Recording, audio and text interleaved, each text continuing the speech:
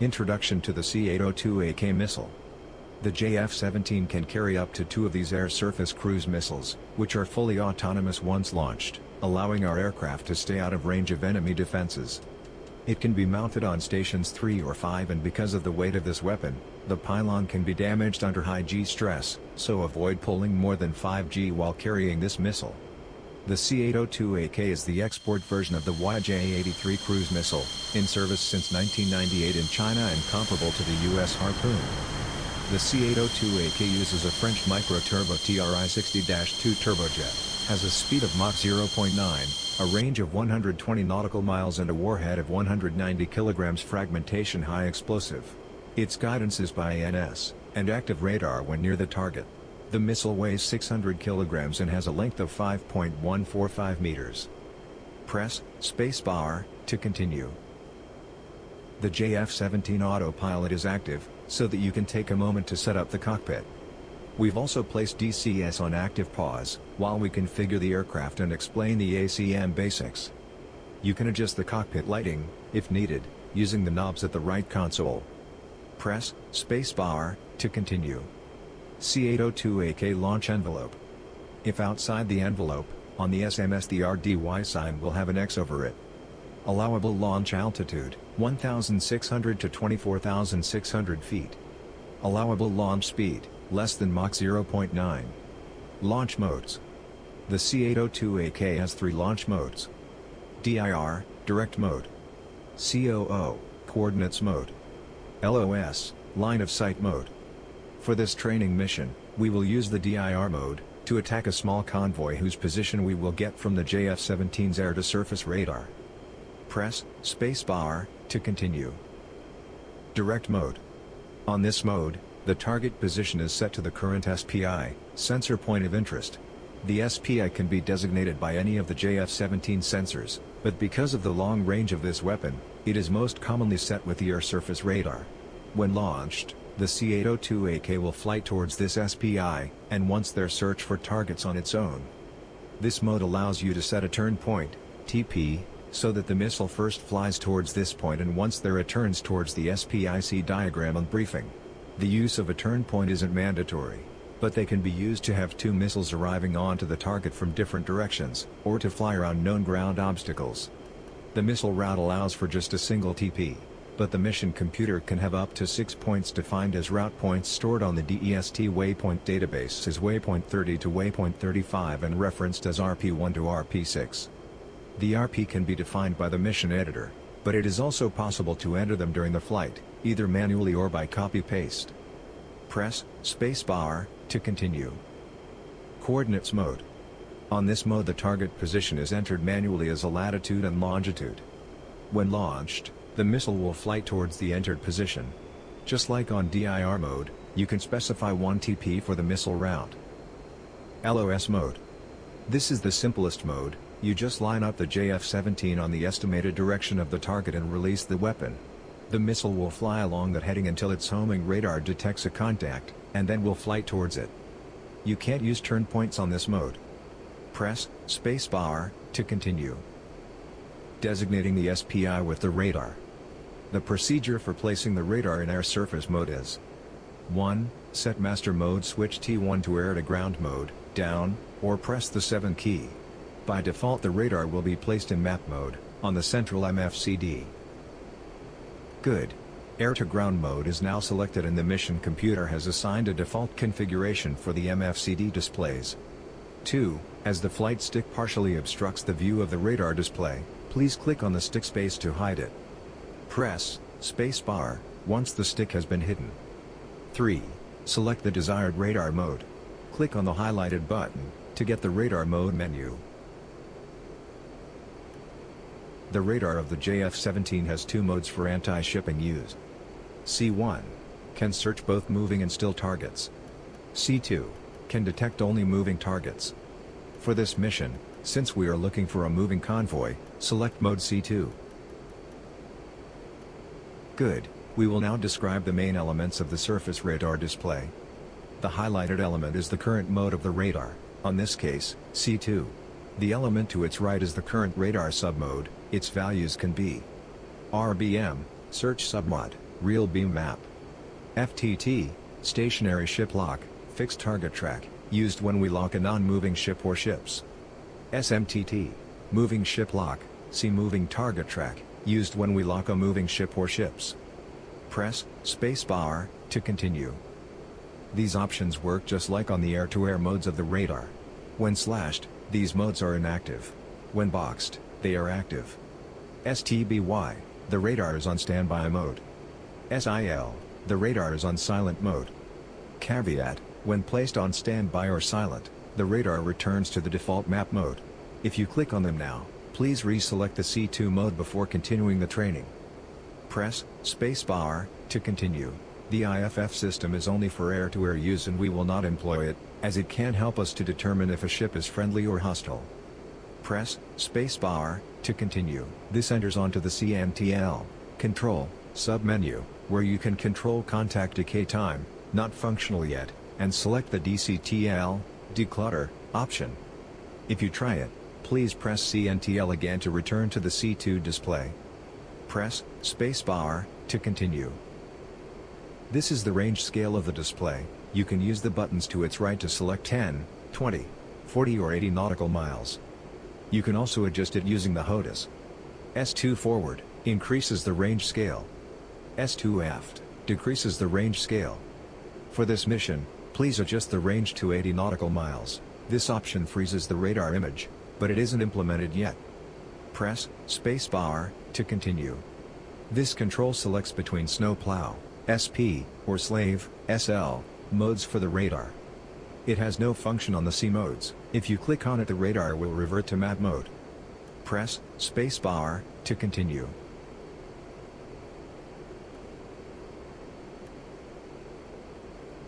The LH parameter allows us to specify the cutoff speed for distinguishing between moving and still ships. Low, 7 knots. High, 15 knots. For this mission, set it to L, as the convoy speed is probably lower than 15 knots. Press spacebar to continue. The highlighted data corresponds to the current waypoint, showing time to go and distance, in nautical miles. If we lock a target, thus setting a SPI, sensor point of interest, then the data will correspond to the SPI location. Press spacebar to continue. The highlighted values correspond to the current speed, in knots, heading, in degrees, and altitude, in feet, of our aircraft. This is the status of our master arm switch. It can be arm, safe, sim. If the missiles are not ready, a slash will cross the arm and sim symbols. Press spacebar to continue.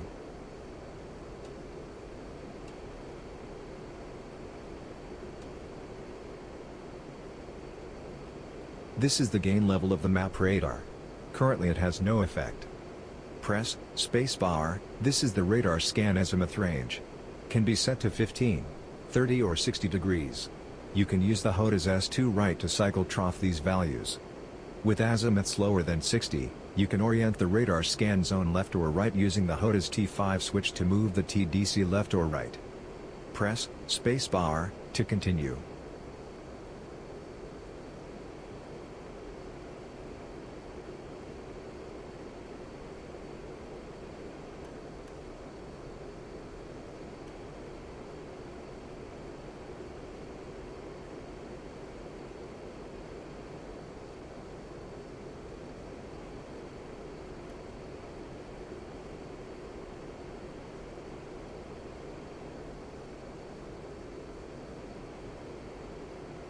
This is the Radar Target Designator, TDC. If the radar display is set to Sensor of Interest, then you can move it using the T5 hat on the HOTAS. If the display range is set to 80, you should see a bright square on the top right of the display. That is the radar return of the convoy that we are searching for. Move the TDC over the contact and press T5 when over it, to lock the radar onto this contact. Good, the enemy convoy is now locked, and the SPI has been set to that location. The data on the bottom right corresponds now to the distance from our aircraft to the SPI, as well as the time that it would take for our plane to reach that point. You can unlock a contact using the HOTAS, by pressing S2 push. Now that we have placed the SPI over the target, let's see how to use the SMS to prepare the missiles. Press spacebar to continue.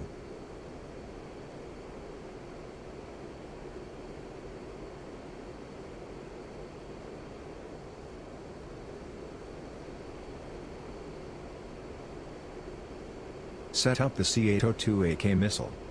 The missile is prepared using the SMS display, following this procedure.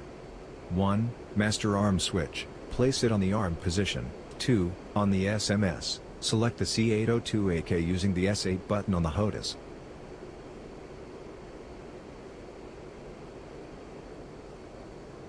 3.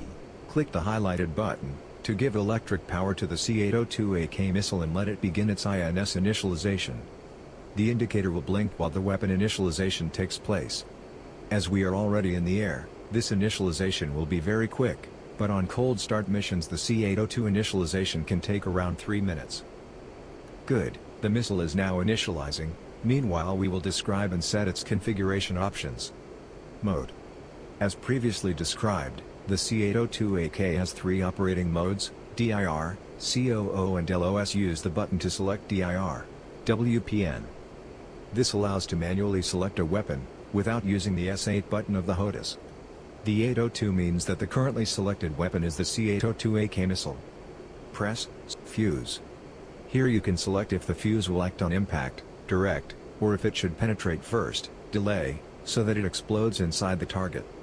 Unfortunately, the current damage model of DCS does not take this into account, so either fuse option has the same effect on the target. Press spacebar to continue. QTY. This is the quantity of missiles to fire at once. Select 1 or 2. When set to a single missile, you can use the HOTAS S5 button to select which station launches first. The selected weapon is boxed on the SMS diagram. For this mission, set the quantity to 2. Press spacebar to continue. C. This is an adjustment for C conditions. Can be set to low, med or high, but currently it has no effect on the simulation. Press spacebar to continue. TGT. This is an adjustment for target size. You can select SML, small, MED, medium, or LAR, large. Currently not simulated, you can select it, but it will have no effect on the missile guidance. Press spacebar to continue. CNTL. Shows that the SMS page currently on display is the control page. If you click on its adjacent button, you will open the program page, where you can edit the flight parameters of the missile. Click on the button, and press spacebar once the PROG page is displayed. Good, this is the missile program page. The highlighted element indicates which of the 2 missiles is being programmed.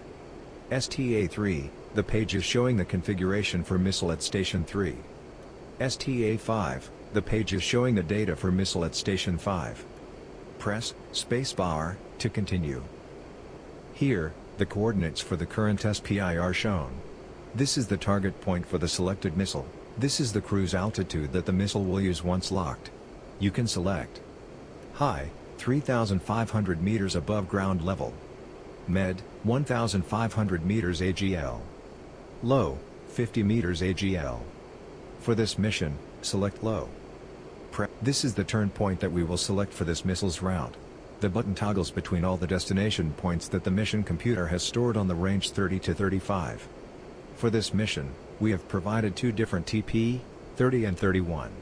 As we want to have these 2 missiles attacking from slightly different directions, use TP30 for one missile, and 31 for the other. Use the STA3 or STA5 button to change from one missile to the other.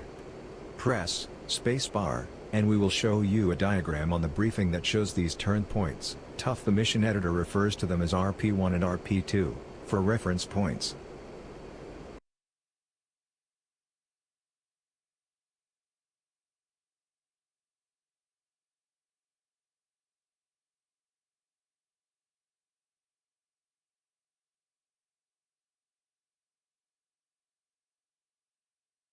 Once you have checked the briefing, click this allows you to select between 2 different flight profiles for the terminal phase, when the missile is near impact.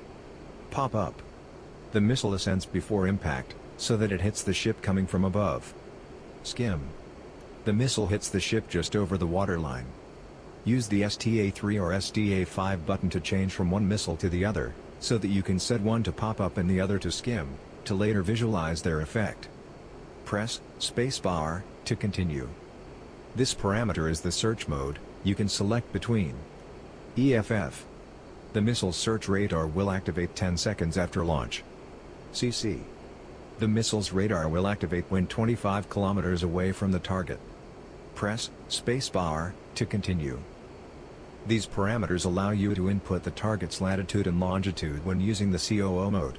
You don't need to set them now, as we are using DIR mode. OK.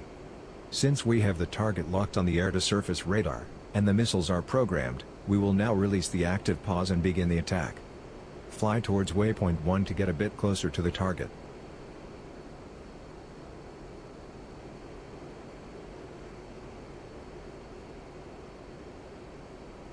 OK, we are now close enough. Press the HOTAS S3 button to release the missiles.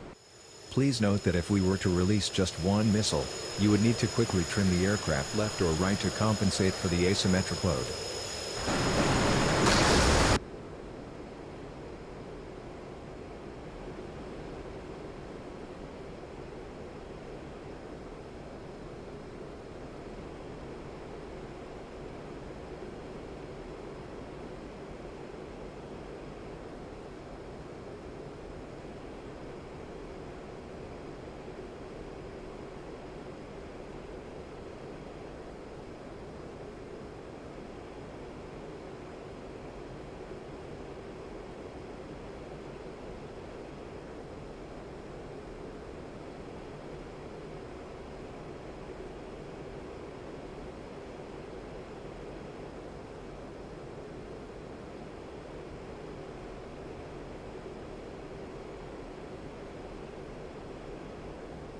We will now turn left to escape the hostile zone, as the missiles are fire and forget, and so they don't need us at all.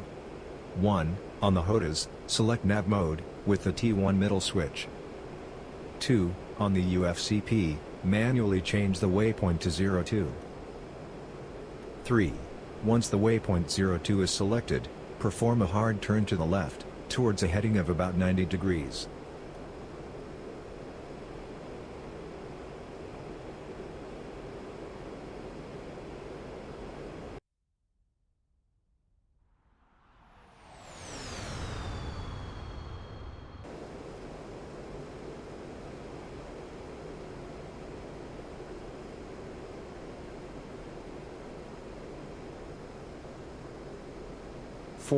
Once you have the aircraft heading towards waypoint 2, enable the autopilot so that we can go take a look at the missiles and enemy ships.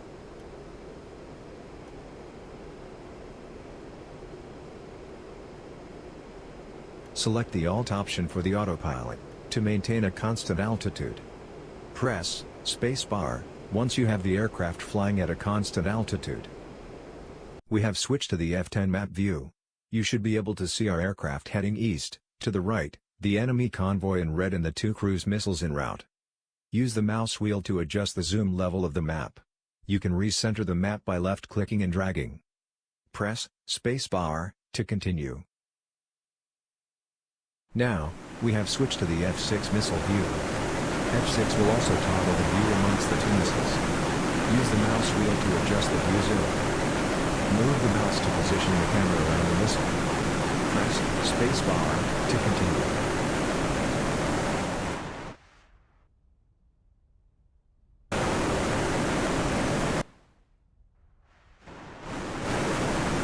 This is the F9 ship view.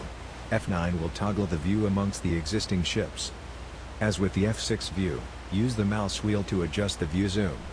Move the mouse to position the camera around the ships. Press spacebar to continue.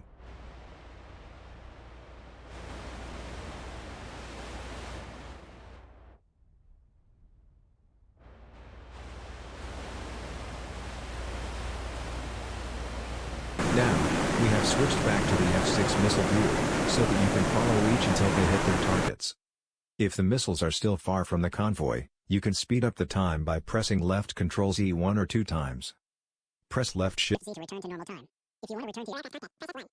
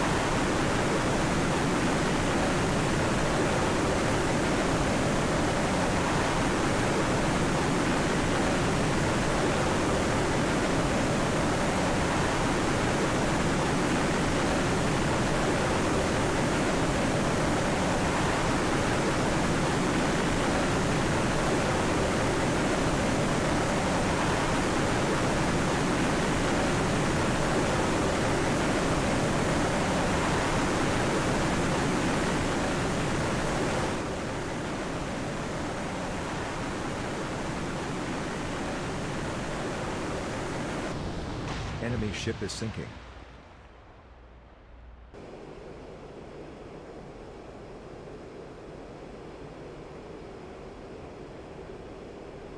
Here ends this training mission. Please press Escape and exit the mission.